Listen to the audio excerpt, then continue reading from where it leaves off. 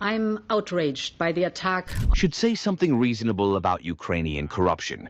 Obviously, this is not going to work, because what is happening in Ukraine is happening in Brussels as well. A report from inside our own European Union documented Israel's deliberate use of starvation as a weapon of warfare. This is a report that was compiled in November 2024, and since then, while thousands more innocent people have been killed. Viktor Orbán has just challenged the European Commission by hinting at leaked files that could shift the balance of power in Brussels.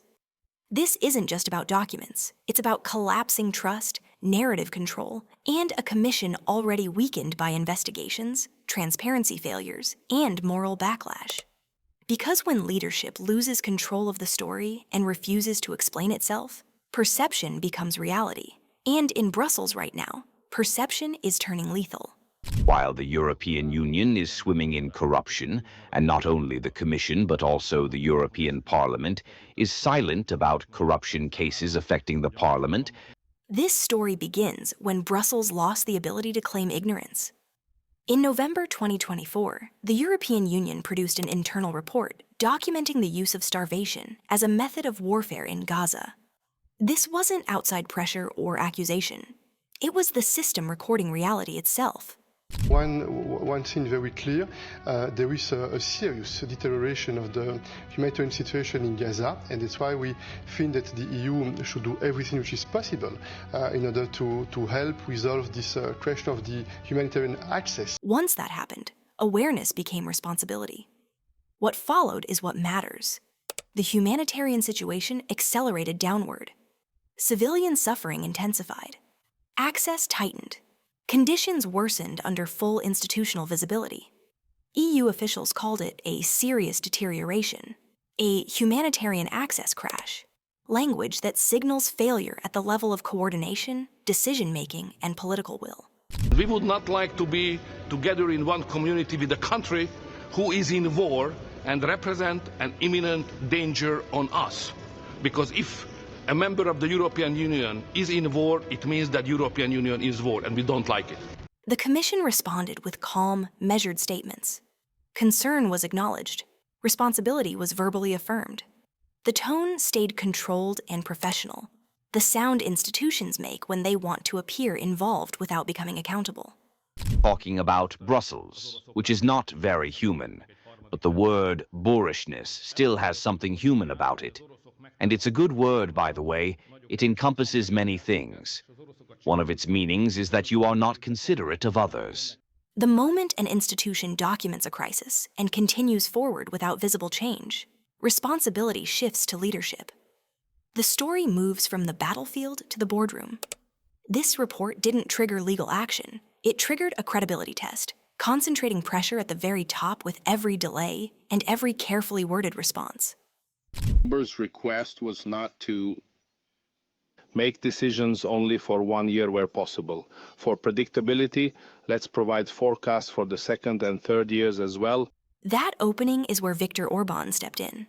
He entered carrying a thick folder, held deliberately and in full view. The image did the work on its own, signaling substance, timing, and something withheld, pulling attention away from official statements and locking it onto anticipation. Orbán chose the moment precisely. Trust in the Commission already felt fragile, transparency questions lingered, and public patience thinned. The folder shifted momentum instantly, pulling attention away from institutional procedure and anchoring it on expectation. Invincible ground. Against the complicity of our leaders, I stand here today to do what EU leaders won't do, and that is to apologise to the people of Gaza and Palestine. I'm sorry that it has taken tens of thousands of deaths and the imminent death of 14,000 starving babies. Parliament had already seen 2 no-confidence motions in the Specifics stayed suspended, and that suspension amplified influence. Curiosity spread, discussion multiplied. Each unanswered question added pressure, while Orbán controlled timing. Institutions moved through process. Orbán moved through pressure.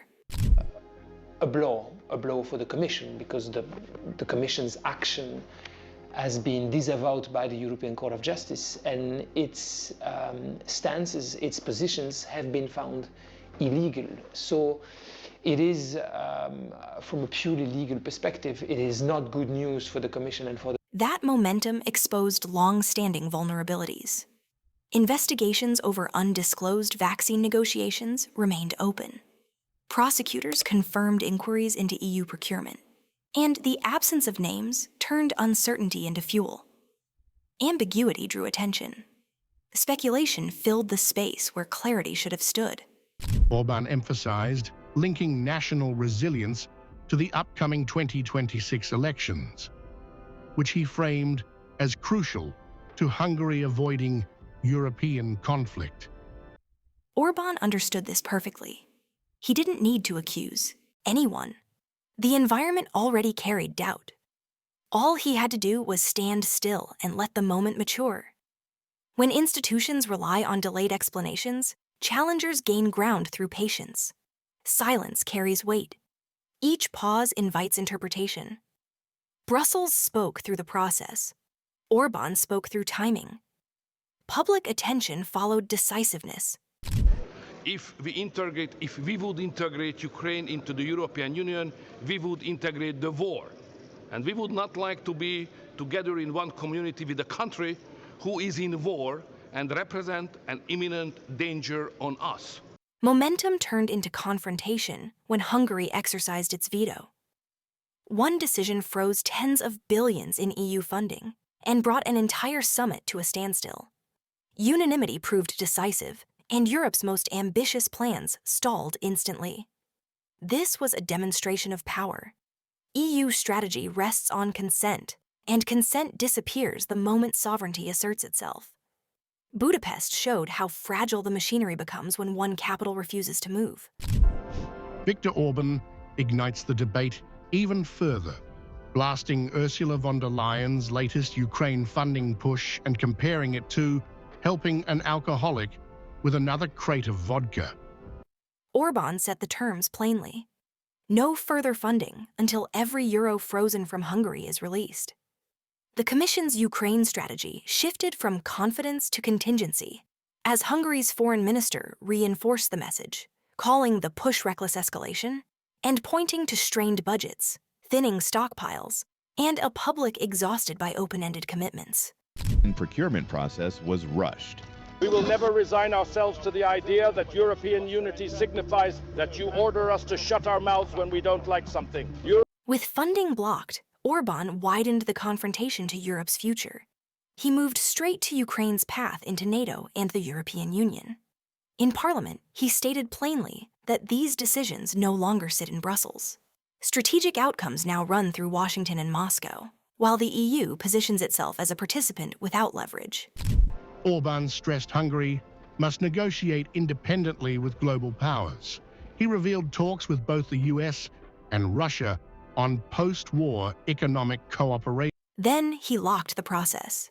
Ukraine's EU accession requires explicit approval from the Hungarian people, not from the Commission, not from momentum, from voters. EU enlargement depends on unanimity at every stage. By invoking domestic approval, Orban placed a hard gate in front of the entire accession timeline. Those who are weak are always dragged into war. Hungary must become strong, economically, politically, and in sovereignty. Orban emphasized linking national resilience.